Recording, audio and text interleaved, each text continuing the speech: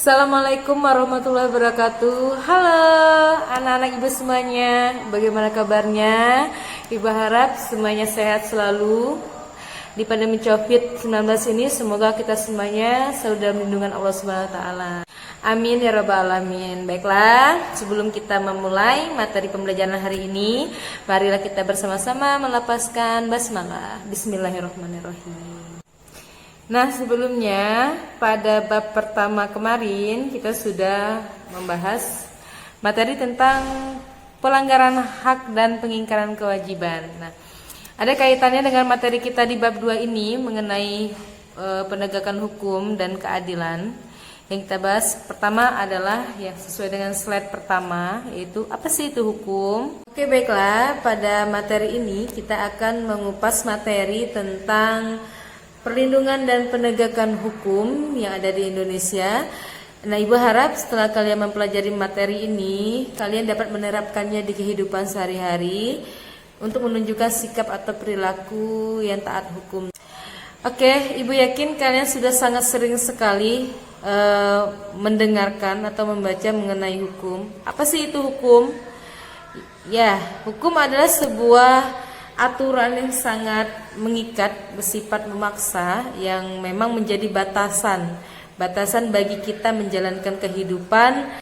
Nah, batasan-batasan yang Ibu katakan tadi, batasan itu dapat kita artikan sebagai sebuah aturan atau hukum, ya. Artinya di dalam kehidupan kita sehari-hari, batasan-batasan itu yang berfungsi untuk mengatur pola tingkah laku kita. Bayangkan, coba kalian semua bayangkan jika di dalam kehidupan sehari-hari kita tidak berlakunya sebuah aturan atau hukum, apa yang bakal terjadi? Ibu yakin suatu hukum pun sudah ada, banyak hal yang tidak kita inginkan terjadi di kehidupan sehari-hari. Contohnya saja perpecahan, perkelahian, pertengkaran, itu bisa terjadi. Kalau itu terjadi tanpa ada aturan hukum, apakah bisa suatu keadilan itu ditegakkan? Nah, sudah pasti ya, apabila suatu hukum atau aturan tidak dibuat di suatu negara, pasti keadilan tidak bisa ditegakkan. Nah, menurut ahli hukum ya, Andi Hamzah, sebagai pakar hukum, beliau menjelaskan bahwa perlindungan hukum adalah suatu usaha. Iya, suatu usaha dari siapa? Nah, usaha perlindungan hukum itu dari siapa? Jelasnya adalah dari pemerintah di negara kita dan pihak-pihak yang terkait, ya, dan seluruh masyarakat Indonesia yang bertujuan untuk mengusahakan pemenuhan kesejahteraan masyarakat sesuai dengan hak asasi manusia. Artinya, di dalam Undang-Undang Dasar sudah tertera pasal 28A hingga 28J, pemenuhan hak asasi manusia itu apa saja, ada di pasal tersebut. Silakan kalian bisa buka buku undang-undang yang kembali. Nah, pemerintah akan memenuhi segala kebutuhan dari hak asasi manusia kita itu melalui aturan-aturan yang sudah dibuat, sehingga hak asasi manusia itu akan terjamin penegakannya, akan terjamin pelaksanaannya. Itu menurut pakar dari Andi Hamzah mengenai perlindungan hukum. Oke, nah selanjutnya yaitu apa saja sih unsur-unsur dari perlindungan hukum? Nah, jadi sebelum terbentuknya suatu perlindungan hukum, ada unsur-unsur yang terkandung di dalamnya, yaitu yang pertama, adanya perlindungan dari pemerintah kepada warganya. Ya, perlindungan dari pemerintah kepada warganya. Contohnya apa, Bu? Oke, ayo. Contoh itu bagaimana? Perlindungan yang bagaimana? Apakah pemerintah memberikan perlindungan kepada masyarakatnya? Iya. Ya, jawabannya iya. Contohnya hal terkecil saja. Aparat kepolisian datang ke sekolah atau ke masyarakat untuk mensosialisasikan bahaya narkoba. Bahaya narkoba ini loh gambarnya. Apa dampaknya? kemudian kerugiannya itu apa, ya aturannya apa, hingga ada disampaikan bahwa bandar narkoba tertangkap kemudian dieksekusi mati atau dihukum mati. Nah, itu sosialisasi yang diberikan oleh pemerintah atau aparat kepolisian untuk memberikan edukasi kepada masyarakatnya. Tujuannya untuk apa? Melindungi masyarakat atau warga agar tidak melakukan tindakan yang tidak diinginkan, yaitu sebagai pengguna atau pengedar narkoba. Nah, oke, yang kedua ya, yaitu jaminan kepastian hukum. Nah, yang namanya pasti ini berarti sudah jelas ya, sudah jelas. Contohnya adalah dalam Undang-Undang Nomor 35 Tahun 2009, yaitu tentang apa? Tentang penyalahgunaan narkotika. Jadi tahapan aturan hukumnya itu ada beberapa tahap, dari mulai hukuman 2 tahun, 20 tahun, seumur hidup, bahkan ada yang hukuman mati. Itu tergantung dari level atau tingkat kesalahannya. Nah, hukuman-hukuman tersebut, sanksi-sanksi tersebut itu jelas sekali sudah diatur di dalam Undang-Undang Nomor 35 Tahun 2009. Artinya ada kepastian hukum apabila ada yang melakukan pelanggaran atau penyalahgunaan narkotika. Nah, yang ketiga yaitu berkaitan dengan hak warga negara. Oke, hak warga negara pada dasarnya sudah diatur ya di dalam Undang-Undang Dasar 1945 pasal berapa? Hayo ya. Pasal 28A sampai 28J. Salah satunya misalnya setiap warga negara berhak untuk berkumpul, berserikat dan mengeluarkan pendapat. Dalam kegiatan apa? Ya, contohnya dalam kegiatan pemilu. Pada saat pemilu kita diminta untuk turut serta memberikan suara, memilih pemimpin kita yang terbaik.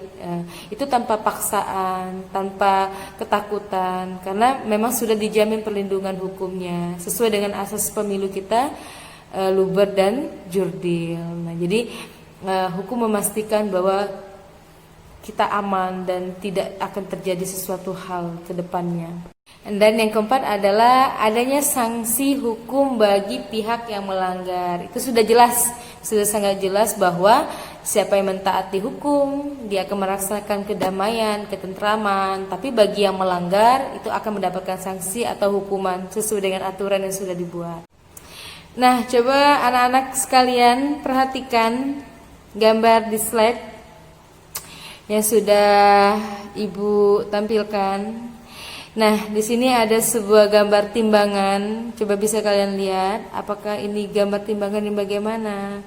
Nah, sudah jelas bahwa kalau di sebuah timbangan, yang satunya agak naik ke atas, yang satunya agak turun, itu artinya tidak seimbang. Nah, di mata hukum, ketidakseimbangan itu berarti belum terwujudnya suatu keadilan. Nah, nih ada gambar hati yang selagi patah ya, patah hati ya. Patah hati. Itu maknanya apa? Bisa kalian maknai bahwa hukum yang tidak ditegakkan, banyak sekali orang yang merasa sedih ya, merasa sengsara, merasa tidak adil. Nah, seperti itu. Apalagi yang akan terjadi apabila tidak adanya keseimbangan, ketidakadilan ya. Nah, seperti yang digambar, terjadinya perpecahan, kehancuran, kemudian ya kemiskinan. Karena apa? Tidak tegaknya suatu aturan, tidak terjaminnya hak asasi manusia, seperti itu. Nah, ketidakseimbangan ini terjadi karena siapa? Kita tidak bisa menyalahkan pemerintah maupun pihak-pihak yang lain. Itu muncul dari diri kita sendiri. Ya, aturan-aturan yang terkecil dari rumah, dari lingkungan keluarga, itu harus kita terapkan sehingga terbiasa untuk dilakukan di lingkungan sekolah, di lingkungan masyarakat, dan nantinya ke lingkungan yang lebih luas lagi. Oke, nah ini gambar kebalikan dari yang tadi. Kalau ini gambarnya sudah jelas sekali ya. Coba anak-anak ibu semua perhatikan bahwa ini gambar timbangannya sangat seimbang. Artinya di dalam mata hukum bahwa keseimbangan itu merupakan suatu keadilan. Nah, ini dicontohkan di gambar selanjutnya. Coba perhatikan lagi, ya. Ada beberapa orang melakukan genggaman tangan. Itu maknanya adalah apa? Suatu kekuatan untuk mewujudkan kebersamaan, persatuan. Oke, baiklah. Selanjutnya yaitu mengenai lembaga penegak hukum yang menjamin keadilan dan kedamaian di negara Indonesia. Yang pertama yaitu sudah pasti aparat kepolisian Republik Indonesia atau Polri. Nah, kewenangan kepolisian sudah diatur dalam Undang-Undang Nomor 2 Tahun 2002. Yaitu kepolisian berwenang untuk menjaga keamanan sekaligus menyelidiki kasus-kasus tindak pidana yang terjadi di kehidupan masyarakat. Nah, apalagi sih Bu kewenangan-kewenangan kepolisian sebagai lembaga penegak hukum. Nah, itu kan menjadi tugas kalian untuk melengkapinya. Oke, nah yang kedua yaitu Lembaga Kejaksaan Republik Indonesia atau yang kita singkat dengan Kejari. Nah, lembaga ini sudah diatur juga dalam Undang-Undang Nomor 16 Tahun 2004. Nah, oke, apa sih kewenangan Kejaksaan Republik Indonesia ini, Bu? Nah, ya, kewenangan Kejaksaan Republik Indonesia ini ada sebagai lembaga penuntut. Loh, kok sebagai lembaga penuntut, Bu? Ya, betul. Jadi, jaksa yang ada di Kejaksaan Republik Indonesia akan melimpahkan kasus pidana kepada pengadilan negeri ya sebagai tempat untuk memutuskan suatu perkara. Nah, memutuskan suatu perkara berapa tahun hukumannya, berapa besar sanksinya. Nah, itu akan diputuskan oleh pengadilan. Nah, jaksa ini memberikan melimpahkan kasus tersebut agar mendapatkan suatu keputusan dari pengadilan. Nah, anak-anak ibu semuanya, alhamdulillah materi hari ini sudah ibu sampaikan.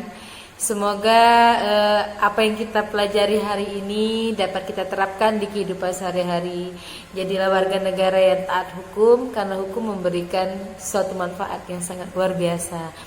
Baiklah, untuk mengakhiri sharing materi kita hari ini, marilah kita melapaskan hamdalah. Alhamdulillahirrabbilalamin. Sampai jumpa di minggu selanjutnya. Tetap semangat, stay healthy, stay safe. Semoga pandemi COVID segera berlalu. Wassalamualaikum warahmatullahi wabarakatuh.